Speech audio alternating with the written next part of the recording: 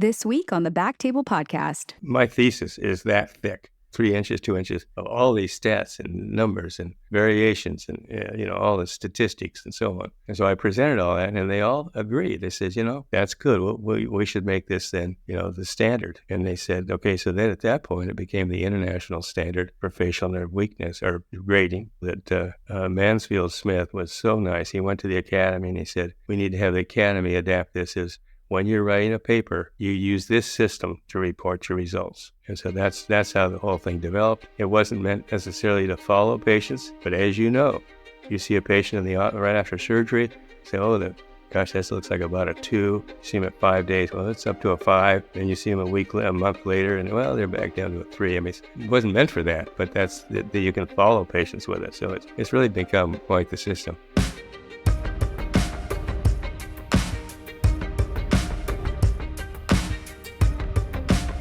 Hello, everyone, and welcome to the BackTable ENT podcast, where we discuss all things ENT. We bring you the best and brightest in our field with the hope that you can take something from our show to your practice. This episode is hosted by Dr. Walter Kutz. Today on BackTable ENT, I'm honored to be joined by Dr. John House, who is a distinguished otologist and neurotologist from the renowned House Clinic, where I had the privilege of training under him. Dr. House completed his medical degree and ENT residency at USC, served as chief of otolaryngology in the U.S. Army, and has been in private practice at the House Clinic since 1975. A clinical professor at USC and UCLA, he has published over 130 articles and book chapters, and has held presidencies in multiple prestigious societies, including the American Neurotology Society and the American Otological Society. Earlier this year, he was awarded the Award of Honor by the American Otological Society. He is perhaps most widely recognized for developing the House-Brackmann facial nerve grading scale, which has been cited over 2,600 times in our literature. Dr. House has treated notable patients like Ronald Reagan and King Fahd of Saudi Arabia, and continues to be a mentor and inspiration to others in the field. You may not know about Dr. House is that he was part of the USC swim team. As part of that team, he was the captain his senior year. He was an All-American all 4 years, and they won the Nationals 2 out of 4 years. So it's very, very impressive collegiate record there. So I'd like to welcome Dr. John House to the BackTable ENT. Well, it's great to be here. Well, thank you for asking me. It's going to be a real pleasure talking to you, one of my students who has exceeded my expectations, obviously. I appreciate that. Thank you so much. So what have you been up to lately? Well, I've, getting a little bit older, so I have stopped doing surgery about 2 or 3 years ago, which has given me a little bit extra time. So I'm basically working more or less part-time, but, part-time, as you know, morphs into sometimes an entire day, but basically supposedly only half days. Also just traveling more. We have 5 sons and 10 grandchildren, and therefore part of our time is traveling to different areas to see our kids, because none of them live in Los Angeles. They live in Iowa, Pennsylvania, Michigan, Northern California, and finally San Diego, which is only 120 miles from here. I think I would travel to see you in Pasadena. It's pretty nice over there. Well, come on over. We'll come on over on January 1st, because we live right on the Rose Parade route. I think you've seen that when you were here, didn't you? Well, I did see that. My mom always wanted to go to the Rose Parade, and so I flew her in, bought grandstand seats, and it was the first time in 70 years it was a monsoon. It rained so heavily the whole time. You remember that year? Well, it was like 2005 or 2006. Which is not supposed to rain on New Year's Day. Not in Southern California, but it did that year. But we had a good time anyway. So, but it's great. Tell us a little bit about the early days at the House Clinic, kind of the history of the House Clinic. I've always found it fascinating. I've sat down over dinner or coffee talking, and can you just tell the audience sort of the early days at the House Clinic and sort of how things developed over the years? Yeah, I would kind of like to start at the beginning, if you don't mind, with my father, Howard House. And when he finished medical school in about 1937, his father had suggested that he go visit other places, because he said, is there anyone in the world that knows more than you do about ear, nose, and throat? And of course, Howard said yes. He was very much interested in rhinology and sinus and nasal surgery. So he traveled, he visited everywhere, all the big names you can think of in the United States. And then he spent a year in Europe. So 6 months here and 1 year in Europe. So basically a year and a half traveling, visiting all the people that we have all heard of way back when, Cawthorn and Shudnock and Mosier in Boston, of course, and then Lempert. And so when he went to Boston, Mosier liked him. He spent a lot of time in Boston with Mosier, probably a month or maybe even longer. But Mosier suggested he see this rebel down in New York who's doing some strange surgeries. And, go see him, report back to me about what that's all about. So he did, and he was welcomed by Lempert because no one had recognized Lempert as being anybody. And he watched him do fenestration surgeries, and that changed his career. So from then on, it was otology. An interesting story is when he's coming back, and my mother was with him, and they were on the Queen Mary, and they got a telegram that said, Mosier wants to see you up in Boston, and I want to talk about all of your experiences. And, of course, he was very concerned that Mosier wanted him to tell you was that this guy was doing some strange things. So he got there, and he knew he was going to be in trouble. Mosier came in with all of his entourage, and he started his lecture talking about the places he had visited in London and Stockholm and Vienna, where he spent a lot of time in Vienna, and he's doing dissections there. And that's the reason he was there, because he could learn the anatomy and do all the dissections. And of course, when he got to finally to the end of his talk, he said, you people in Boston are so fortunate. And Lempert's kind of set up and very, very formal and very proud. He says, because you live near New York, and there's a fellow down there that's doing phenomenal work. So you can just go down there and watch his work. And Lempert stood up and he said, Dr. House, you're a smart man. You need to learn to keep your eyes and ears open and your big mouth shut. And he stormed out. And so Howard thought he'd never get in the Otology. He thought he'd never get anywhere because he knew Mosier was the big wheel.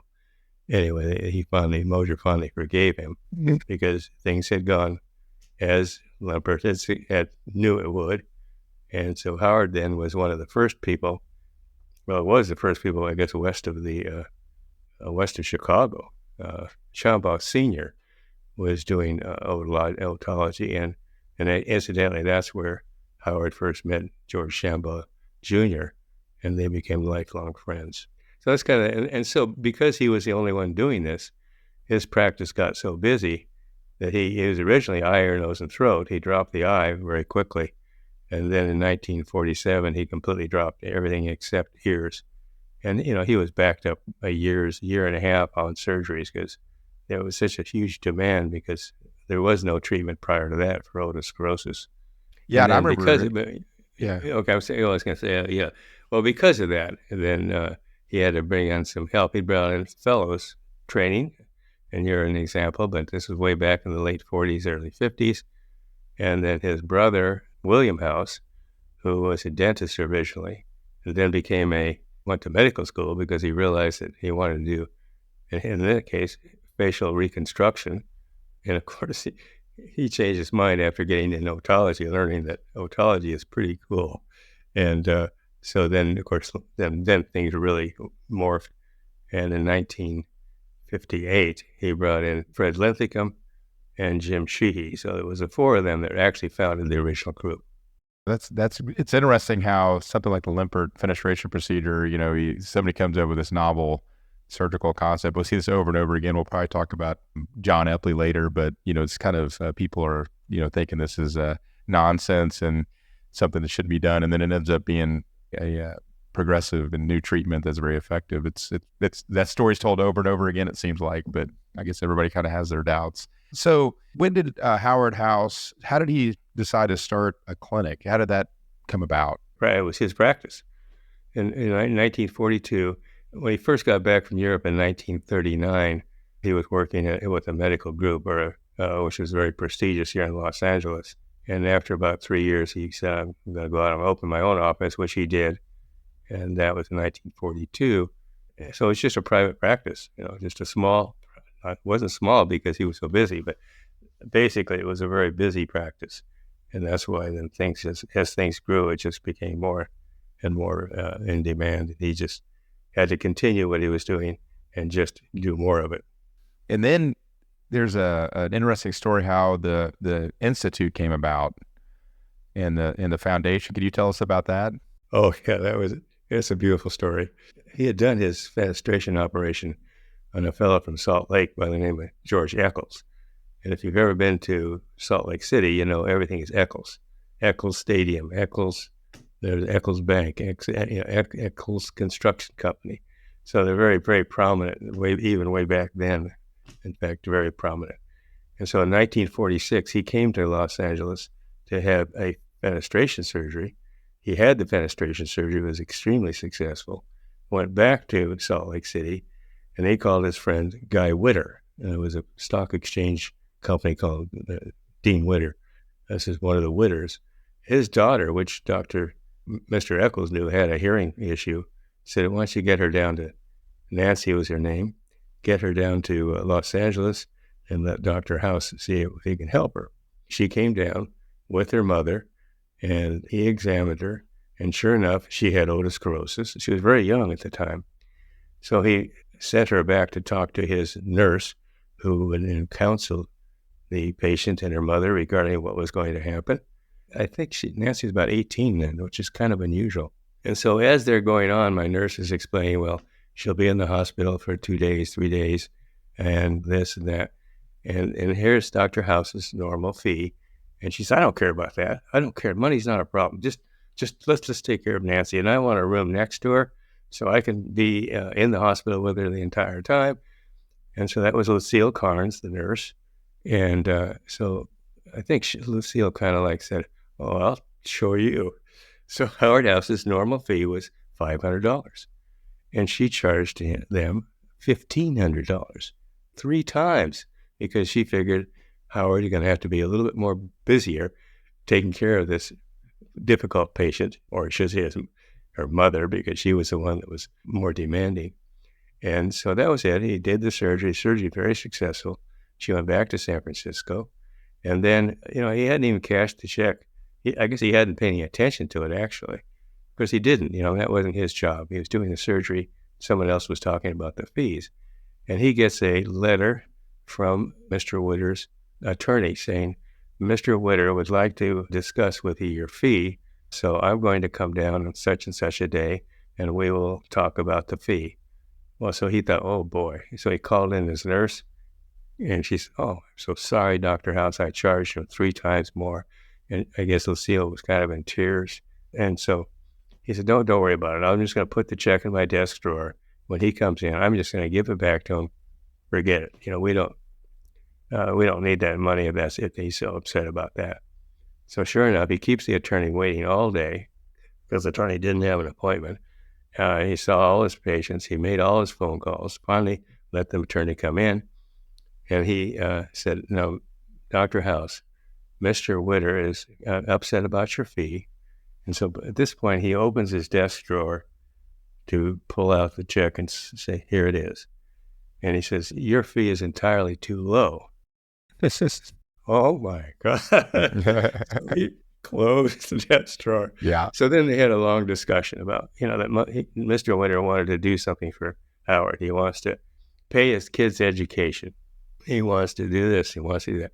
And finally he said, well, I think they settled on, I'd like to have a fund for research and education.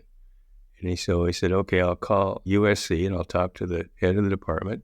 And he talked to the head of the department with the attorney there.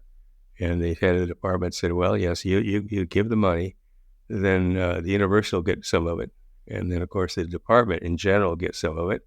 And then what's left over, we'll let you use for whatever you want. He said, that's not going to work. So at that point, they found, at that time, was the Los Angeles Foundation of Otology. And it's morphed into what it is today. What great timing and fortune for that. And that built, like you said, that's built into the institute and the foundation, which is just excellent. Can you tell us a little bit about Bill House and his, Bill House, amazing. He developed many of the surgical approaches we perform, the translab, the middle fossa, cochlear implant, ABI. His contributions to neurotology are maybe second to none in the 20th century. And we've sort of considered him kind of the grandfather of neurotology. Can you tell us kind of, knowing Bill House and, How did he go about that? What was special about him to be such an innovator? Because he was. That's right. He was an innovator. He's one of these guys that, if you said, yeah, that won't work, you can't do that. And that made him work harder. Okay. I mean, even as a dentist in the Navy, because he had to go in the Navy, it was right toward the end of World War II. The dentists at that time used to stand up to do all their work. And he said, that's ridiculous. I'm going to sit at the head of the table and then I'll, do all my work sitting down. Well, that was kind of unheard of. The chief of dentistry there in the Navy thought he was kind of a rebel, and he was. And then he went to medical school. When he finished medical school, he came in and joined his brother, Howard. And he told Howard, he says, you have done everything possible in the middle ear, so I want to work on the inner ear. And that's where he, got into with Meniere's disease. Looked back at what Portman had done years ago, 1928, described the drainage of the endolymphatic sac for Meniere's, and Bill saw that, said, oh, well, let me work on that. So that's why he developed the endolymphatic subarachnoid shunt for originally subarachnoid, it's now mastoid shunt, for Meniere's. He then decided about tumors. He realized that, if you diagnose, in fact, he diagnosed a tumor on someone, and of course, at that time, the only way you could diagnose it was when it was pretty far advanced. And when he referred him to the neurosurgeon, and the neurosurgeon operated, the patient died. Bill was really quite upset. He's going to send that. He's going to take on that project, and of course, then it led into earlier diagnosis, and it led into surgical approach, the translab and the middle fossa, which is ways of removing tumors. The interesting thing is the middle fossa he originally developed as a way of trying to decompress the cochlear area because of otosclerosis. But that obviously didn't go anywhere. But it led it to the surgery of acoustic neuromas through the middle fossa and nerve sections through the middle fossa, which we then went to do that retrolab as a way of doing it rather than going to middle fossa, because it's a lot easier. And I could go on and on. And where do you want to start with, Bill? I mean, stop with Bill. How about his development of the cochlear implant? That's pretty amazing to think that you have the thought that could even work, and it's amazing how well they work. He was told it wouldn't work, so it wouldn't work. Don't bother, Bill. You're just wasting your time. Well, that goes actually. If you look back, Volta in 1800 stuck electrodes into both of his ears and turned it on, and he heard some sizzling sound. So that was number one, trying to stimulate the cochlea electronically. And then in 1957, DiGiorno and Aries actually implanted the first implant. That was a patient who had extensive cholesteatoma, which had eroded through the facial nerve. And so unfortunately, I can't remember which was a neuroanatomist and which one was a surgeon, but he asked him to come in because he was going to try to repair the facial nerve. He said, well, why don't we put in a little electrodes into the inner ear and see what happens, which is what they did during that surgery. And afterwards, the patient couldn't hear. He could hear a crackling sound like boiling soup or something like that, but they could hear. Well, the patient brought that article into Bill House a year or two later, and Bill said, wow, I want to do that. So in 1960, he actually implanted his first 3 patients. It worked. He was just putting one electrode into the cochlea. However, they rejected as far as infection, and the implant wasn't a good thing. And so he stopped that, and it worked then later on with Jack Urban, an engineer, and developed then the cochlear implant, which he implanted again in 3 patients, Chuck Grazer being one of them. And it worked. It was a single electrode. Grazer could hear. He was able to understand some open set, but most of it was recognizing sounds, watching people when they talk. It greatly enhanced his ability to communicate, because Grazer had lost all his hearing because he suffered some burns in a truck accident and had received streptomycin and lost everything. So Grazer was really the first one, and they would spend hours at night over at Jack Urban's engineering trying to find out which settings would work best, what he could hear. And, what's interesting, too, at that point, there was 3 people in the United States who were doing cochlear implant: Blair Simmons, Michelson, and Bill. Now, Michelson is from San Francisco, University of. Blair Simmons is from Stanford, and there's Bill House from Los Angeles. Now, see, we have 3 rebels all on the West Coast, And the people on the East Coast said, "You got out of your mind. It won't work. You can't do that." So in 1974, which I had the pleasure of being there was the first international symposium on stimulation of the inner ear. And so Bill brought a couple of patients. I know Chuck Grazer was one of them. And he showed films of Grazer hearing. And that film, by the way, is still available. We have it. So Schutnick, I'm going to read his comments, because this is one of those things that Bill was always very active at getting himself in trouble. So in 1974, at the end of the conference, Al Schutnick stood up and he said, "I interpreted the movies and case presentations to confirm my suspicions that prosthesis as they are now designed are of very little use. And I will admit it, we need a new operation in otology, but I'm afraid this is not it."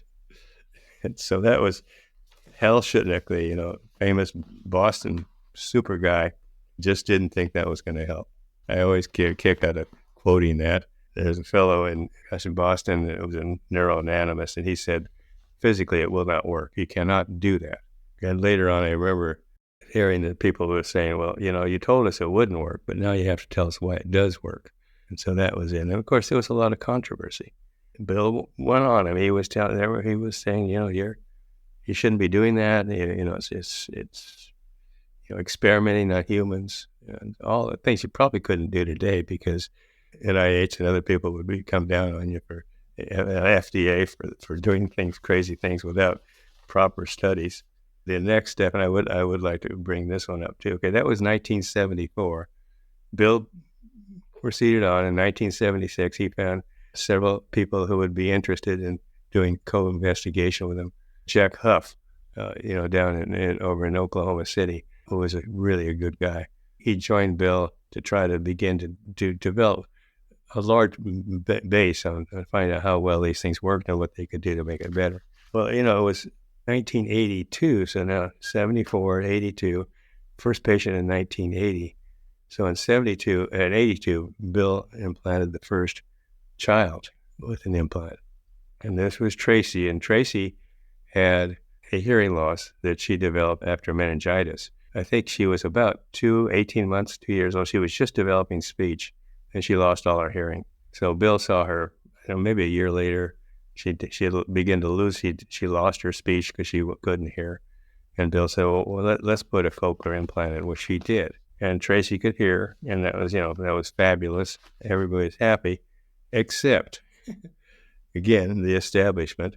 And the one that I really get a kick out of is this is the chairman of the pediatric section of the American Academy. And I won't mention his name, but he eventually came around and accepted it. But at this point, the cochlear implant does not help profoundly deaf any more than other techniques that are non-invasive. There is no moral justification for the invasive electrode for children, speaking for his entire section of the pediatric section of the American Academy. The risks are great and the benefits marginal at best. The use of an implant is highly experimental, and other techniques such as sign language and vibrotactile technologies have yielded results comparable to those implants without involving the implant's inherent dangers. So he was again condemned, and of course you know the answer to that one. And there was other ones that were articles that said he suggested implanting children as young as 2 years of age. And of course, again, history tells us that, yeah, that was great, but we can even implant them younger and we get better results. So can you imagine how someone could persevere with so much criticism? But that was Bill. Yeah, that'd be very difficult. It would be easy to be like, you know what, I'm not going to rock the boat. This is too much hassle, to just give up on it. But it sounds like he really had to persevere many times. And thank goodness he did. What wonderful technology. And now very much so. It's probably one of the most common operations we do with the expanding indications. It's just absolutely fantastic. Yeah, it's amazing to suggest that you could do a unilateral, just unilateral hearing loss. Yeah. Unilateral asymmetric profound loss in one ear and barely using a hearing aid in the other. Those patients do great. Yeah. And of course, we know that children who implanted very young, less than a year and even down to 6 months, you would never have had an implant. No, it's great to be part of that, helping these patients here again. So I'd like to talk a little bit about Bill Hitzelberger.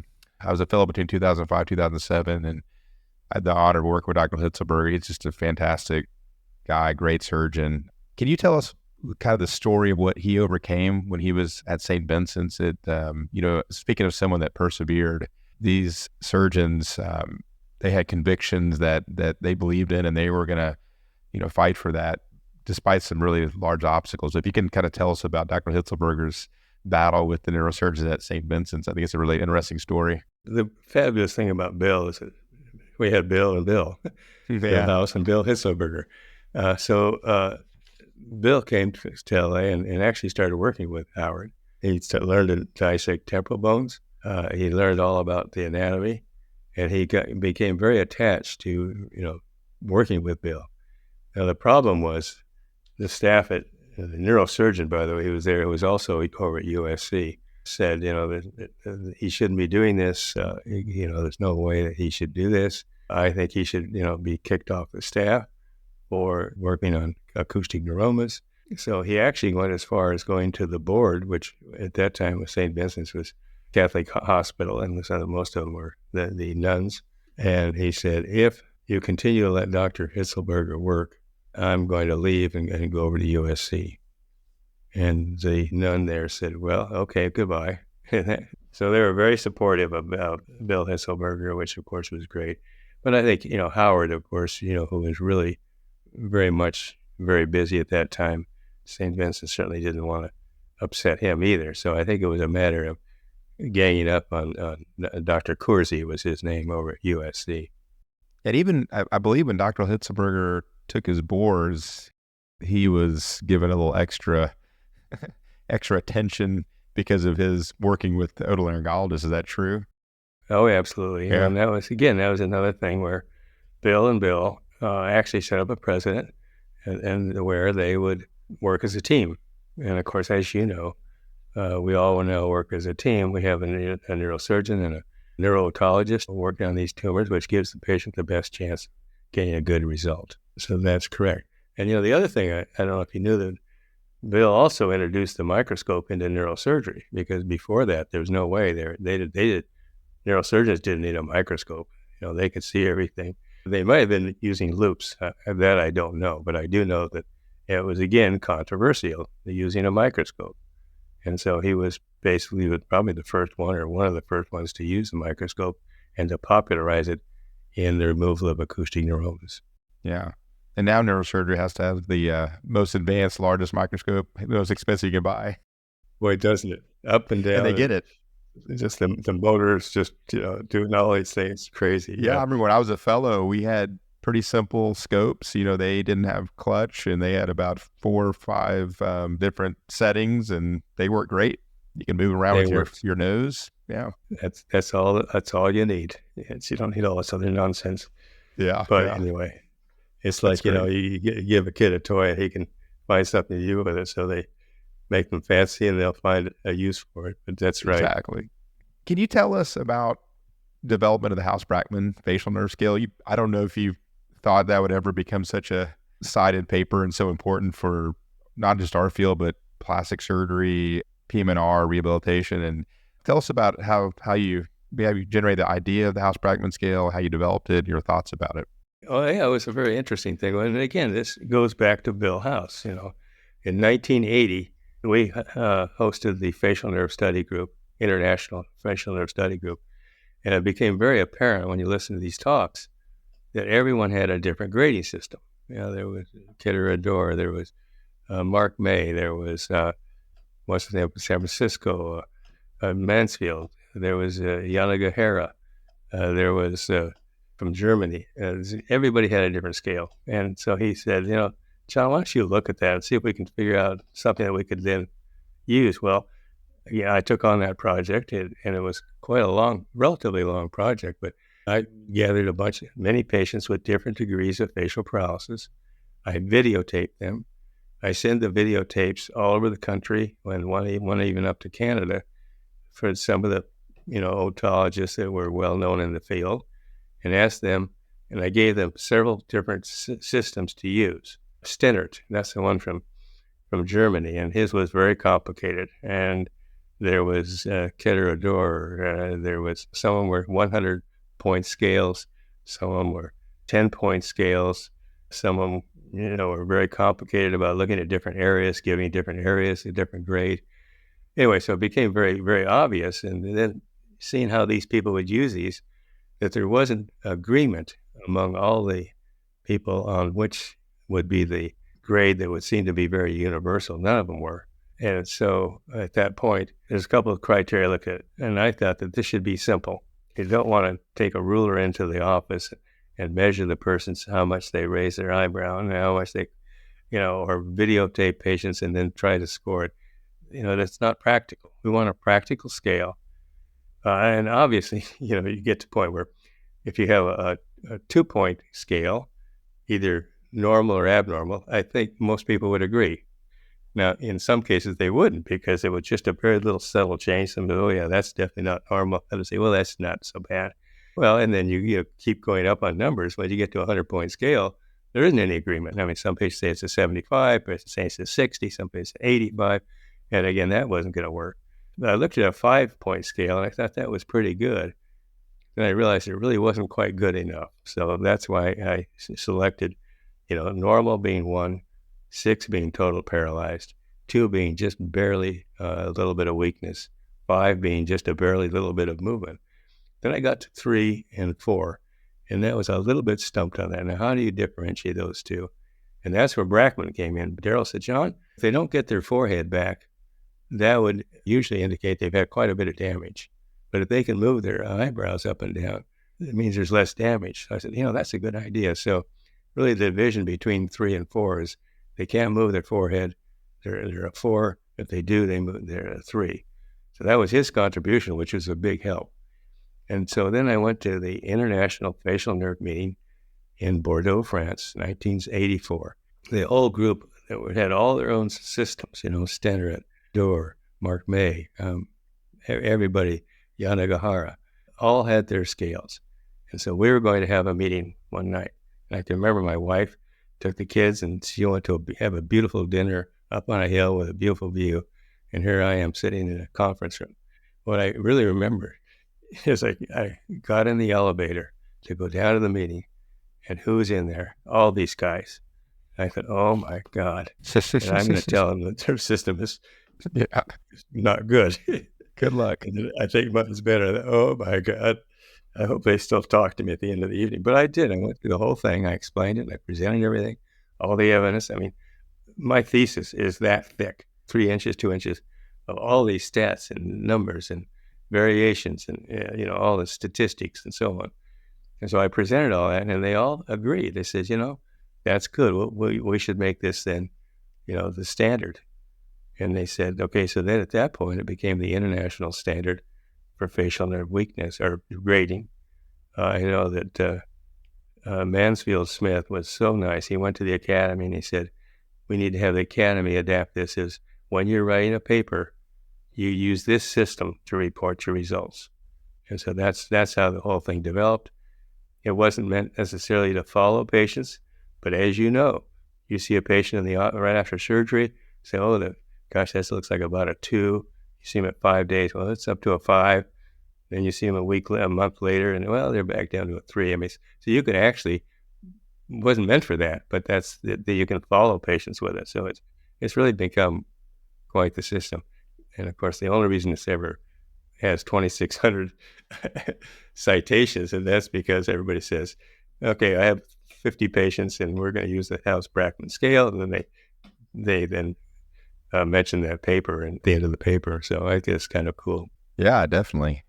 It's interesting, you think about after all that work and that 3-inch thesis, thick thesis you wrote, you're like, well, it's just simple, right? It's just it's a 6-point scale. And I think that's what's amazing about it. You put all that work in there, and you take for granted that it took a lot of work to find that's a 6-point scale that works so well. It's very eloquent. The other thing that it's interesting you mentioned. I remember Bill Luxford, who's also the House Clinic. The difference between 3 and 4 is actually more of the forehead movement rather than eye closure. Any comments on that? I think we sort of differentiate eye closure, maybe because eye closure is important because of risk of corneal abrasions and things. But any comment about that? Well, it's very important. Yeah, and I think when you look at a 3, typically they have they can close their eye when they try to contract it, but if they just gently close it, it doesn't close all the way. So that's true. But again, you have to find some dividing line. I found that was the best one to do. Yeah, obviously, when they become a 4, they don't get complete eye closure no matter what they do. Mm-hmm. The other thing, by the way, there's a little bit of controversy on synkinesis, hemifacial spasm, which occurs, facial nerve paralysis, and some criticism was that wasn't included in the grading scale, which I agree. I didn't include it on purpose because, again, I want to keep things simple. I don't want to have subcategories and different things. The idea was a patient walks in your clinic, you look at them, you go through raise your eyebrow, close your eyes, wiggle your nose, close your eyes forcefully, smile. And by the way, when you do that, you need to put your hand in the middle so that when they raise their eyebrow, they're not using the other side. They're not getting some pull from the other side. And the same thing with their lips. You hold their lips, have them smile, because you don't want to, get a little bit of contamination from the normal side. Yeah. But the idea is they come in the office and, less than a minute, 30 seconds, you give them a score, record that in the chart, and you don't have to go through all measurements and, trying to figure out different areas and all of those kind of things. Yeah, and subsequent attempts at grading systems really hasn't stuck. So when was that paper published, you recall? About 1985, right after the meeting. Yeah, that society, I see these, we don't see so much anymore, but they'd have their own, and they say, okay, I'm going to compare this with a house. And they had some very complicated thing. And the conclusion was, well, my scale is just as good as the house scale. They're about the same. Well, that to me confirmed that, the house scale worked fine. They didn't have to go through all the rigmarole. Yeah, it took 10% of the time. Yeah, who in clinic nowadays has more than about 30 seconds to evaluate facial functions? Well, excellent. I think we have a few more minutes. You have some really great, stories of otology. Can you tell us about the struggles and the resistance Dr. John Epley received about when he talked about a repositioning for BPPV and how absurd that was to many people? Absolutely. It was the most amazing story. John, he gave a great deal of thought of what could be causing this paroxysmal positional vertigo. And then he began to look at models of the inner ear. And then he began to realize that, what happens is the crystals get in the wrong place. And when they roll over on one side, they drift down, they overstimulate the cupula of the balance canal. And he thought, well, okay, if I can do this, and he developed this whole thing of turning them, doing this and rotating them around. And so he proposed that as a way of curing. Well, people didn't accept that. They said, that's the craziest thing I ever heard, putting people in different positions and putting crystals around and all that. And one of the times presenting this at a medical meeting, most of the people in the audience got up and walked out. They thought, this is the craziest thing I ever heard. The medical board of Oregon tried to discuss throwing him out, taking away his license to practice medicine because he had this crazy idea. So, it was a struggle. And boy, I'll tell you, it's one of those things that people finally say, it really does work. Yeah. I guess he wasn't so crazy after all. Yeah, after putting him through all that. And I think John Shea also has a story of the development of otosclerosis surgery. I mean, as I mentioned, Lempert, was very criticized for doing the surgery. Oh, and by the way, an aside, I don't know if anybody knows or everybody might know that they were doing those surgeries in the late 1800s. They were doing Stapes mobilization. They were doing some types of stapedectomies. They were doing some types of fenestration surgeries. Now, the problem is they didn't have mattification. They didn't have good lights.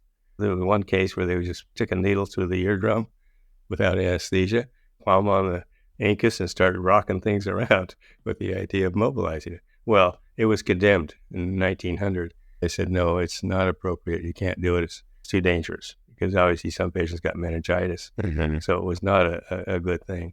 And so that morphed into what we know today as a fenestration and eventually Stapes.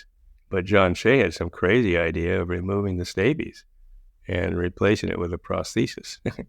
And when he came out, he was one of our early fellows. He did a fellowship at the clinic. They would, at that time, they would go in the evenings over to the Los Angeles County Hospital where they could get cadavers and do dissections. And so Howard was over there teaching John to do a fenestration surgery.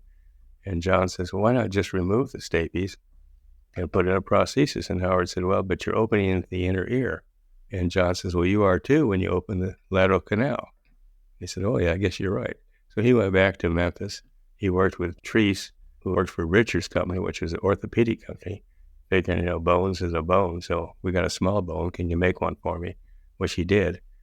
And John Shea did the surgery. It worked. And so at a meeting of the American Otology in Montreal, Howard was moderating a panel on the different techniques of fenestration surgery, and everybody talking about their way of doing it and their good results and bad results. But John came up before and he said, I would like to present this patient.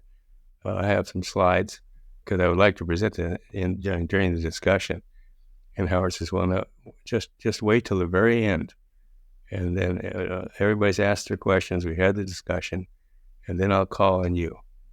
And so John said yes. And so John got up. He had his slides. He presented this paper, and everybody on the panel and even in the audience thought that was the craziest thing. And they started saying, I want to say something. Let me talk. Howard said, I'm sorry, the time's up. We're done. And closed the meeting. And they all went up into the room, I guess, and had a long talk about this is so unethical and so on. Well, of course, John turned out to be right again. And, before that, it was Rosen doing the Stapes mobilization in 1953. And that was one of those accidental things. I'm going on too long here, but anyway. These are fascinating stories. I lived through all these. That's the thing. It's so unusual. But what happened was that apparently the way Rosen did his fenestration surgery is under local. He would lift up a flap because he wanted to confirm that, in fact, before he drilled into the mastoid and opened the lateral canal, he wanted to be sure, in fact, that it was otosclerosis. And so he would palpate the ossicular chain and the Stapes, and if it was firmly fixed, he would then close up, put the patient to sleep, and they'd do a fenestration. Well, one time he was doing that, and all of a sudden he cracked the Stapes loose, and the Stapes was mobilized. And the patient immediately said, I can hear. So he said, okay, well, let's just see what happens. Put the flap back down. 6 months later, the patient was still hearing. And at that time, by the way, Howard House went back to visit him because he had heard about this work. Sam Rosen sent him down to the railroad station to talk to the clerk, who was the man who had the surgery. And so he went down, he found the man, talked to him. Yes, he was hearing. And so Howard was very impressed, thought the Stapes mobilization was a good procedure, and that was the Stapes mobilization. The problem is about half of them would refix, and then you would have to do the fenestration. So, and then, of course, that's why John said, well, just remove it. Another one of those crazy stories. Yeah, I mean, the theme is, people have these ideas that are just, they don't sound, that's a bad idea and not going to work, and then just push through and here we are today. I mean, back in the, in the 60s and even 70s, I mean, how many stapedectomies were you doing a week? I can't imagine the backlog of patients. Again, that was when Howard was booked up a year and a half, because what happened was fenestration patients wouldn't necessarily be, patient with otosclerosis, nerve loss of 30 or 35 dB. Fenestration wouldn't get them up to maybe 40 or 45 dB.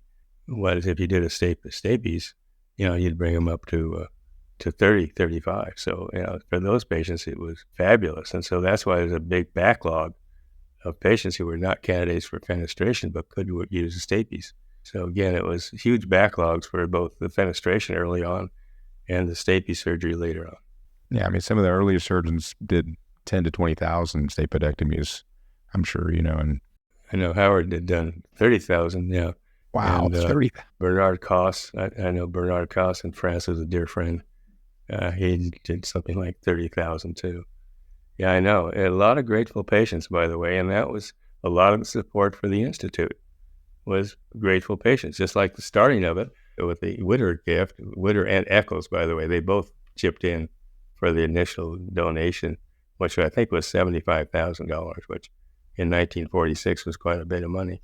Grateful patients, and Howard would say, I'm sorry I couldn't help you, but maybe you'd like to donate to our institute so we can do some research and maybe we can help somebody else. Same thing with the temporal bone histopathology. It's not going to benefit you, but we want to find out why your surgery didn't work or why you have this disease. That's great. Well, we're probably coming close to about an hour or so. And unfortunately, we have to wrap up. This has been a great conversation. Thank you so much for sharing those stories. And, I think it was, kind of the prime time of otology. I do have one story I have to tell. When Dr. Kutz, Walter, arrived for his fellowship, I'll never forget, we had a party in our backyard and invited him and his wife and his children. And I didn't really know too much about your children. And they arrived, Joy, his beautiful wife, with a stroller with 3 children, 3 infants, and his 3-year-old all arrived. And I thought, oh my God, he's going to go through 2 years of fellowship with all those babies. Anyway, I had to tell that. Yeah, it was an adventure. We were a little nervous going to your house with all those little kids, and they did okay. I don't think they broke anything. And no one fell in the koi pond. Oh yeah, no koi pond accidents. That's right. No, it was.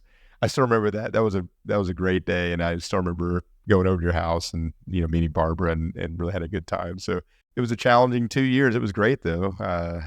Nice part about being in Southern California, you don't have to spend money to just go to a park, and it's always nice weather and really enjoyed it. And on a personal note, I feel very privileged and honored that I was able to do a fellowship at the House Clinic. Just the associates are just excellent and really now are my friends. My career definitely took a different trajectory being able to do a House fellowship. So I really appreciate that opportunity, and it was definitely worth being there with 4 young kids. So I really appreciate that. The House Clinic's done amazing things as we talked about all the different surgical approaches and technologies. So it's going to be a lot of pride in really how the House Clinic's changed otology. So I think everybody thanks you for that. So and with that note, I think we'll conclude. I really appreciate the audience listening in, and maybe we could do a part 2 one day. We'll see. We've got a lot of stories. But Dr. House, again, thank you so much for joining BackTable ENT. Well, thank you for being here. I'm just thank you for inviting me, I should say. And it was a real pleasure to hear. And I agree. I have a lot of interesting stories and a lot of history, and I do like history. So anytime. Sounds good. I'll take you up on that. Okay, take care.